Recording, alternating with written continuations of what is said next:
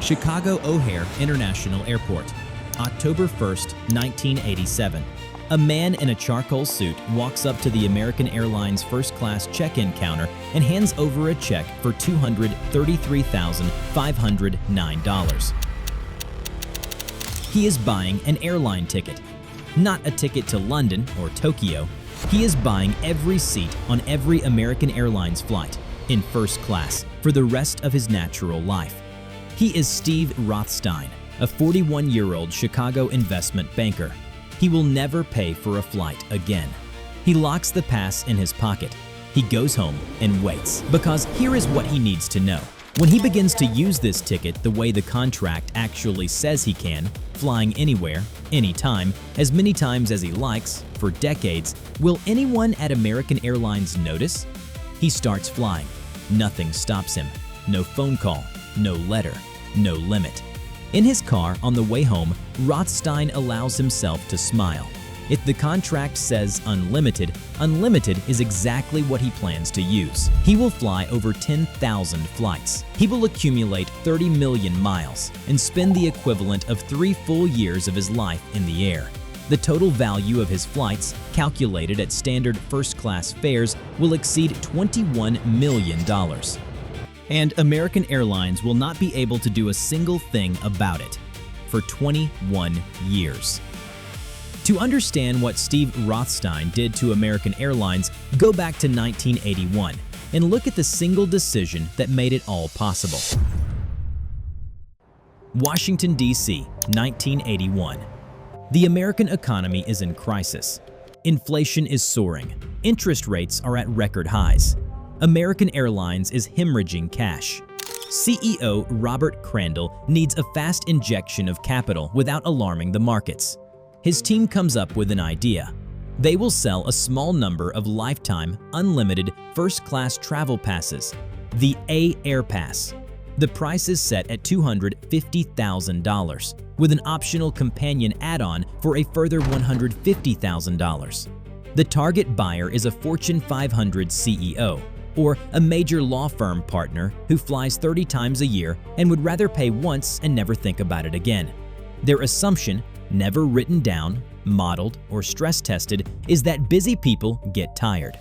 That even someone who loves flying will eventually go home.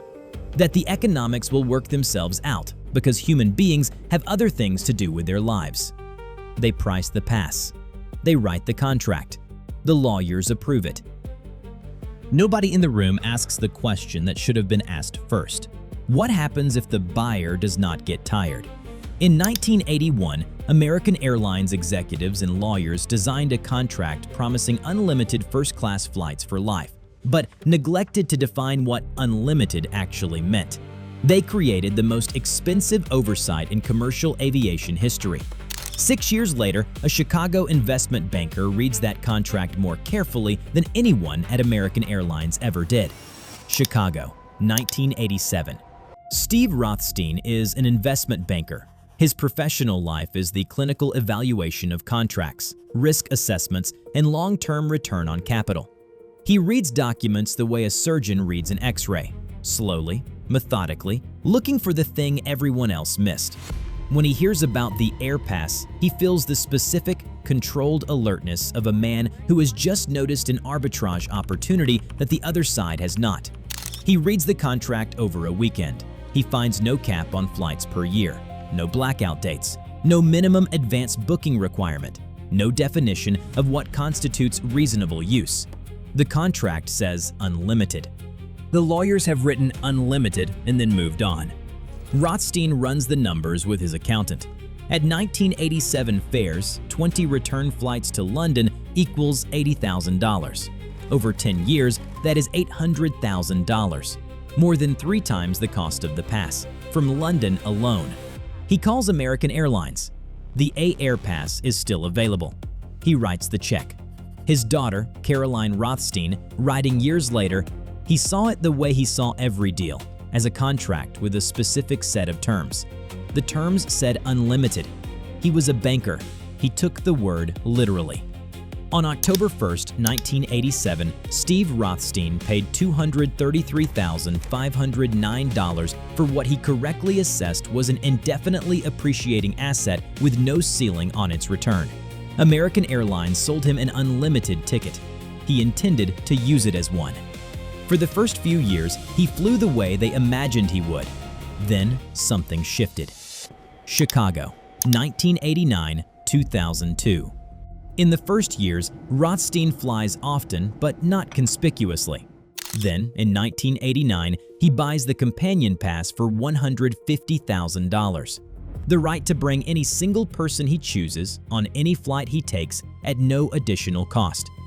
This changes the arithmetic completely. Every transatlantic return is now $10,000 of free flying. He can bring friends, colleagues, or strangers he meets in the airport who are crying over a canceled flight and cannot afford to get home. He begins flying differently. He flies from Chicago to San Francisco for a specific sandwich, to Providence for cheese, to London just for lunch with friends, returning the same evening. He does this more than 500 times. Some months, he makes 18 transatlantic crossings. A former American Airlines gate agent quoted in the LA Times, "We all knew Steve. He'd come through the first-class line at 6 in the morning, perfectly dressed, and say good morning to everyone by name. He wasn't flying to get somewhere. He was flying because flying was what he did." He accumulates bespoke habits. When he wants privacy on a flight, he books the second seat under a fictitious name, Bag Rothstein. Stephen Rothstein Jr., a son who does not exist. The check-in agents see the names appear in the system, laugh, and suggest variations to help him bypass the computer system flags. They become, over years, collaborators. American Airlines' own staff are actively helping their most expensive customer optimize his use of a contract the company hasn't yet noticed is a problem. In the quiet evenings after the flights, Rothstein is not calculating his return on investment. He is, for a few hours, not thinking about the thing he cannot stop thinking about. The pass is not a financial instrument anymore, but that comes later. In 2002, something happens that changes every number in the equation. Chicago, 2002. Steve Rothstein's 15-year-old son, Josh, is struck by a car and killed. There is no clean way to write this sentence, and no clean way to move past it. It happened, and after it happened, nothing about the flying was the same. Before Josh died, Rothstein flew because he loved flying. After Josh died, he flew because the alternative was being in a house where Josh was not. He flew at night, taking the last departure out of O'Hare just to sit in a dark first-class seat where the engines were loud enough that he didn't have to hear himself think. He flew to cities he had no reason to visit. He called the American Airlines VIP reservation line at 2 a.m., not to book a flight, to talk. A former AA reservations agent. He would call in the middle of the night, and we'd talk for an hour, sometimes two. He knew our names. We knew his voice. At the end of the call, he might book something. He might not. But I think the call was the point. We were the people who were always there. He booked flights speculatively, 3 on the same morning, in case he felt like going somewhere. He didn't show up for most of them. The seats flew empty. He could not have known that American Airlines would later point to those empty seats as the evidence that would end everything. Between 2002 and 2008, Steve Rothstein was grieving. The pass became a lifeline, a daily reason to leave the house, and a community of airline employees who had known him for 15 years and would always pick up the phone. He did not know that American Airlines, in those same years, had begun to notice the numbers. Before the detectives appear, it is worth pausing on what Rothstein actually did, because it is the structural opposite of every corporate scandal. The classic scandal is an individual secretly breaking the rules, forging documents, hacking systems, bribing auditors, hiding the truth. Rothstein did none of these things. He did not hide anything. He flew under his own name, booked through official channels, checked in at the official counter, and sat in the official cabin. Every single flight appeared in American Airlines' own reservation system, visible to any analyst who cared to look. He did not break the rules. He followed them more literally and consistently than anyone had imagined possible. Think of Walter White in Breaking Bad. He built a criminal empire from nothing, lied to his wife, lied to the DEA, lived in permanent terror of being caught, and destroyed everyone around him to keep the secret alive. Rothstein had a valid contract. He flew first class. He said good morning to the gate agents by name. The only thing he did wrong, by any standard, is that he read the fine print and the corporation did not. For 21 years, Steve Rothstein cost American Airlines approximately $1 million per year in unsold inventory and taxes by doing exactly what his contract entitled him to do. The corporation had no legal mechanism to stop him, so they went looking for one. In 2007, American Airlines found their accountants, and their accountants found Steve Rothstein. Dallas, Texas, 2007. American Airlines is hemorrhaging money ahead of what will become the worst financial collapse since the Great Depression. Every line item in the budget is under the microscope. Someone pulls up the AAirpass accounts. There are around 66 active lifetime holders. Most fly rarely. Then there is Steve Rothstein. His numbers run across the spreadsheet like a printing error. 10,000 flights, 30 million miles, a $1 million net annual loss every year for over 2 decades. American Airlines forms the Revenue Integrity Unit, a team of analysts whose specific job is to find grounds to cancel the outstanding passes without triggering lawsuits. They cannot cancel a pass simply because its holder is using it. That is the point of the contract. They need a technical violation, a fraud argument. A senior American Airlines executive. The analysis was straightforward. He was not doing anything wrong in the ordinary sense, but the losses were not sustainable. We had to find a way. They find 2 things. First, the fictitious names. Bag Rothstein. The same agents who helped him do it are now giving statements to internal investigators. Second, the no-shows. The speculative 2 a.m. bookings, where seats flew empty on sold-out routes because Rothstein decided at dawn he didn't feel like going. These are the threads American Airlines will pull. In 2007, a corporation spent 2 years building a legal case to retroactively define too much flying as fraud. Rothstein hadn't changed his behavior. Only their financial situation had changed. They did not call him. They did not write to him. They hired detectives.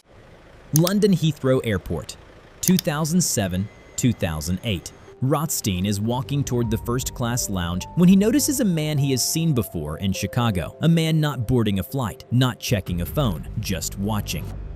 Rothstein goes into the lounge. He drinks his coffee. American Airlines has hired private investigators.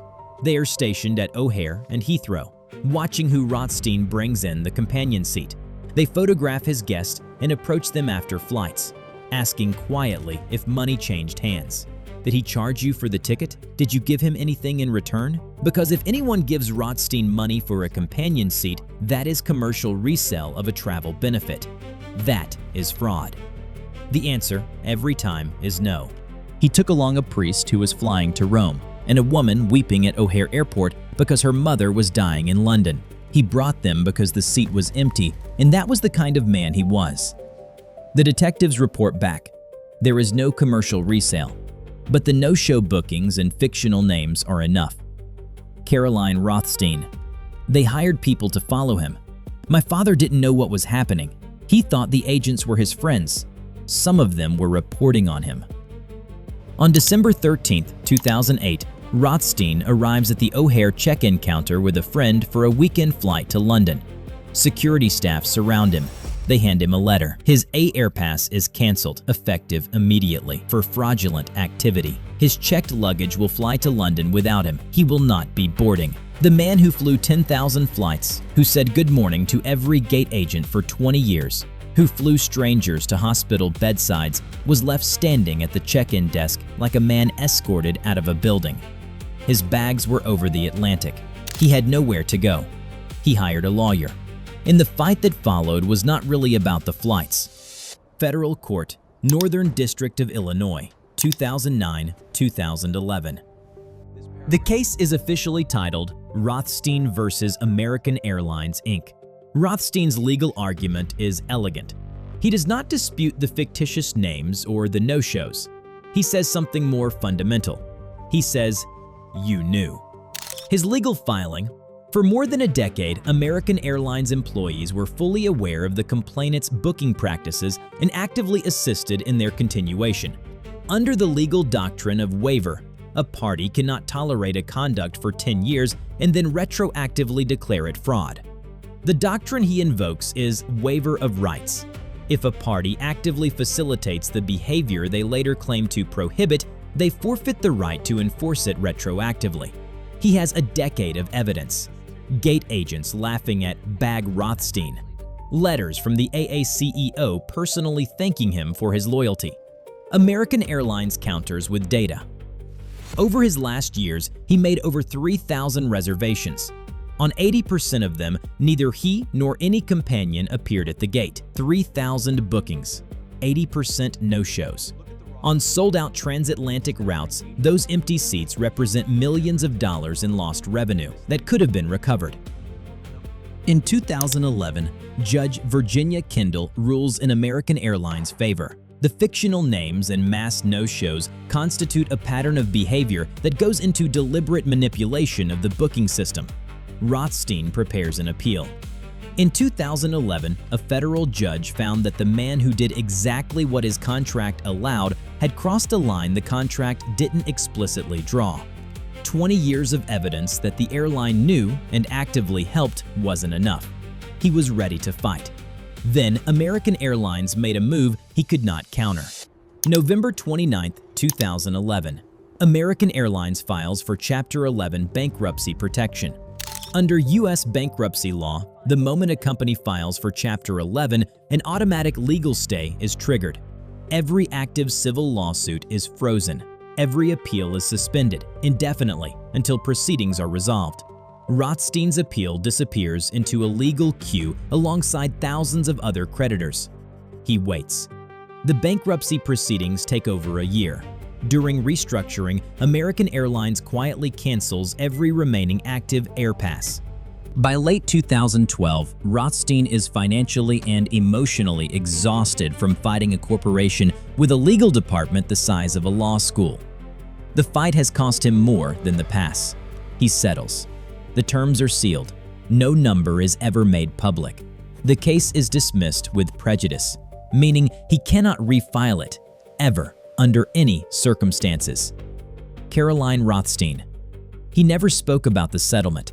He told me the worst part wasn't losing the pass. The worst part was losing the people, the agents he'd known for 20 years, the reservation staff who'd talked to him at 2 a.m. All of that ended when the letter came. He dies in 2018 at 72 years old. In the years between the settlement and his death, he never flew on American Airlines again. The gate agents who suggested the fictional names, who picked up the phone at 2 a.m., were never told what happened. By the time the 2012 LA Times article was published, some hadn't seen him in 4 years and didn't know why. The man who spent 21 years flying on a valid legal contract, who brought strangers to deathbeds and talked to airline staff in the dark because there was nowhere else to go, lost his ticket, not because he broke his contract, but because a bankrupt corporation needed a legal mechanism to cancel a commitment they couldn't afford to honor. The judge gave them one. The bankruptcy court gave them the rest. He had read the contract carefully. He had flown exactly as agreed. And on December 13, 2008, while his luggage flew to London without him, American Airlines handed him a letter and told him the deal was done. He never flew first class again.